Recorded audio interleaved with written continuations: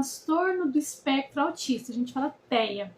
E dentro de todos os transtornos do neurodesenvolvimento, quando há uma disfunção ali no desenvolvimento do indivíduo, dentre os transtornos do neurodesenvolvimento, a gente tem o transtorno do espectro autista.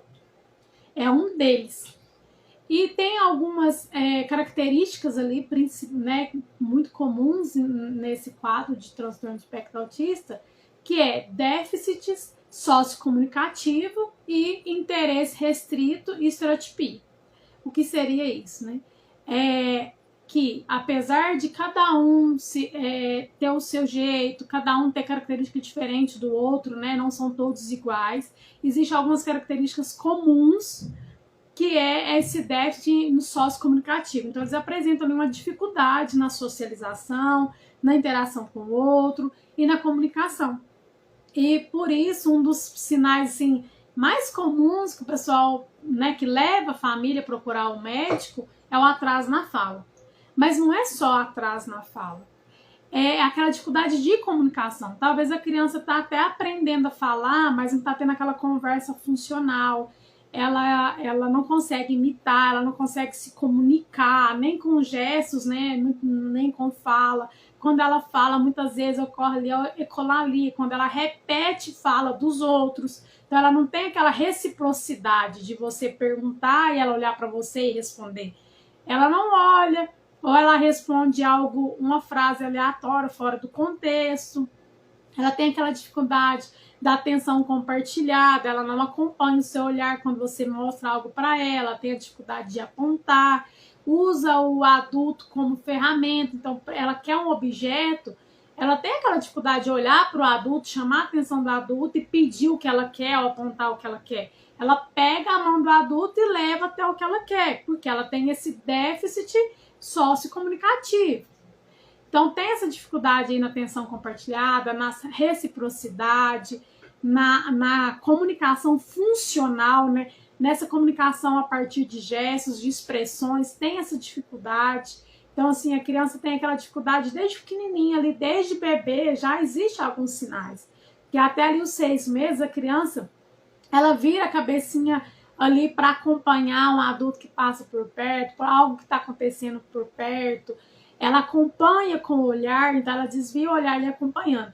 Quando é uma criança do espectro autista, quando leva, né, que vai ter o diagnóstico, os pais relatam, começam a perceber que quando a criança era bebê, ela já tinha essa dificuldade mesmo.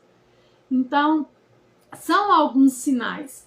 E aqueles movimentos repetitivos, a criança andar em volta do próprio corpo, girar em volta do próprio corpo, ficar balançando os dedos, mexendo os dedos e olhando para aquele movimento, enfileirar objetos. Então são algumas manias que eles têm ali, que a gente fala de estereotipia. E o interesse restrito é se apegar a alguns objetos, principalmente objeto que não é do uso. Às vezes não apega a um brinquedo, apega a algum objeto ali que ele pegou, começou a brincar, ele se apega, ele não quer trocar, ele não quer largar aquele brinquedo por nada.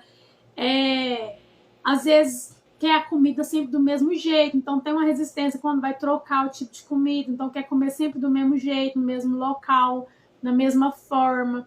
Aí, então, assim, aquela interação social, não é que a criança vai... Tem uns que se isolam, mas não é que ela vai se isolar todas as vezes. Às vezes ela até vai sentar perto do colega ali, da criança da mesma idade para brincar. Porém, ela não vai ter aquela interação com o coleguinha, ela vai brincar do jeitinho dela, não vai ter uma interação entre os dois, a brincadeira entre os dois, aquele jogo imaginativo que ele faz de conta. Tem aquela dificuldade. E tem também as brincadeiras de forma inadequada com o brinquedo. Então, como tem essas manias, o menino é muito comum ele pegar o carrinho, ao invés dele brincar com o carrinho, faz de conta, fazer o barulho do carro ali, como todos os outros meninos, típicos, né, que não tem nenhum tipo de transtorno, ele pega o brinquedo, o carrinho, vira a roda para o ar e começa a girar a roda. Ele envolve com aquele girar da roda ali, com aquele movimento. Então, ele não brinca com o brinquedo da forma adequada, da forma que se esperava, não tem funcionalidade naquele brincar. Mas isso é importante eu dizer que isso são sinais que vão apontar para o autismo, principalmente de forma precoce, né, que é ali nos primeiros anos de vida. Mas depois que é feito o diagnóstico, que se começa as terapias, a criança começa assim a brincar, ela começa assim a interagir. Porque às vezes a pessoa fala assim, ah, mas às vezes a criança já tá lá com 8, 9 anos, né? Aí a pessoa fala, nossa, mas ele nem parece autista, porque autista não olha no olho, autista não interage. Gente, mas ele já desenvolveu ali, já sanou vários prejuízos que era apontado devido ao quadro de autismo. Então, principalmente quando já está fazendo ali as terapias, ele vai aprender a brincar sim, ele vai aprender a desenvolver essa atenção compartilhada, essa reciprocidade, vai ter algumas características que é comum do quadro, que você vai perceber que sim, né, é comum do quadro autista. Só que algumas coisas que é sinal, já às vezes pode ser superada. Então, não é que não vai curar, né? Não vai, porque nem é doença para curar. Mas assim, não vai eliminar tudo. Porém, muitos prejuízos ali, principalmente quando o diagnóstico é precoce, ali desde os primeiros anos de vida, hoje já se fecha o diagnóstico até mesmo antes dos 3 anos, é sim capaz de a criança superar diversos prejuízos e começar a interagir, a conseguir comunicar, a ter diversas ali evoluções, principalmente ali depois das terapias. Então, vai conseguir?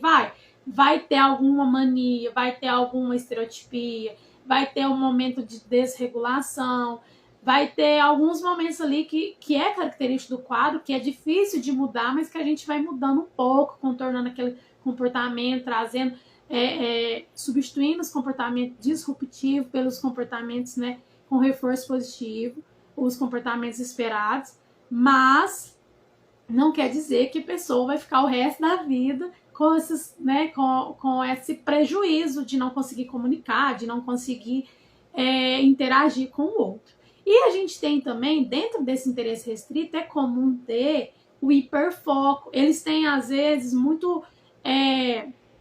foco muito grande com coisas tecnológicas, então eles aprendem com muita facilidade, às vezes aprendem um segundo idioma, aprendem com muita facilidade falar inglês, por exemplo, quando eles vão assistindo algum desenho ali, eles vão aprender, então às vezes tem muita facilidade, coisas científicas, isso vai de cada um, mas tem sim um hiperfoco, por isso que a gente fala que a gente tem que trabalhar a parte do interesse da criança. Então, um quadro de autismo também, aquilo que você percebe que é interesse daquela criança, que traz a atenção dela, você usa como recurso para fazer ali atividades que vai estimular as habilidades que precisa ser desenvolvida.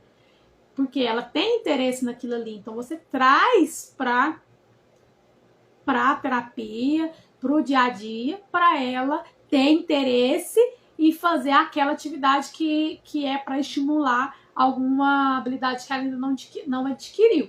Então, é importante falar sobre o autismo para trazer conhecimento para a população que existe. E hoje, às vezes a pessoa fala assim, mas tá tendo muito autista. Na verdade, antes não tinha nem tantos especialistas na área, né, para poder apontar e ver que era realmente o autismo e fechar diagnóstico.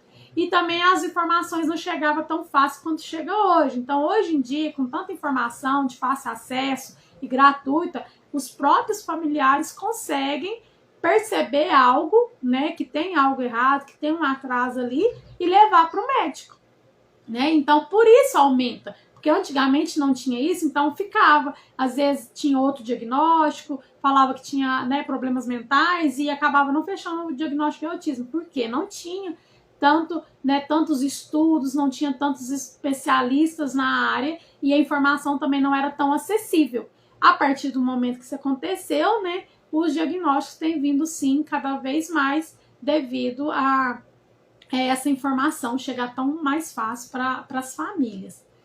E é muito importante dizer também, porque hoje em dia é fácil e necessário, né, que todo mundo conheça um pouco. Né, vai trabalhar ali na escola, o professor tem que aprender um pouquinho ali sobre aquele quadro, que pode ter um aluno autista, pode ter um aluno ali na escola, pode ter na sala de aula mesmo. as pessoas, né, do dia a dia ali daquela criança, nos locais que ela frequenta. É importante entender um pouquinho, saber que existe, para até compreender e saber até ajudar quando tiver ali uma crise, né, uma crise do autista ali da criança em determinado local, não ter aquele olhar de julgamento, né, e ao invés de acolher, de ajudar os pais ali a ficar com aquele olhar de julgamento e não ajudar em nada, né? Então, quando a gente sabe que existe, sabe que acontece, como que é, o mínimo que seja, a gente consegue ter mais empatia, consegue ajudar, se colocar no lugar daquela mãe, né? E se cada um procurar fazer o que está a seu alcance dentro da sua área, entender um pouquinho, ver o que pode fazer, o que pode ajudar, a gente vai evitar, sim, muitos preconceitos, muita discriminação, porque existe, sim, o conhecimento, porque o preconceito já fala, né? Um preconceito é ter um conceito de uma coisa sem conhecer a fundo, né? Tá tendo um fazendo um conceito antes de buscar conhecimento. Então é importante falar sobre o autismo. Então, dia 2 agora de abril é o dia da conscientização mundial do autismo. Pessoal, tomar conhecimento, saber que existe, ter empatia com os familiares, com a própria criança, às vezes já não criança, né, com o próprio indivíduo, e se colocar no lugar e procurar ajudar e entender, né, que eles vão aprender, eles vão se desenvolver, mas eles vão ter as estratégias diferenciadas, porque tem os seus déficits, suas dificuldades, mas que eles devem sim estar inseridos em meio à sociedade, assim como os demais indivíduos. Muito bem. Alguns pais, né, Aline, às vezes têm dificuldade de aceitar, né, certos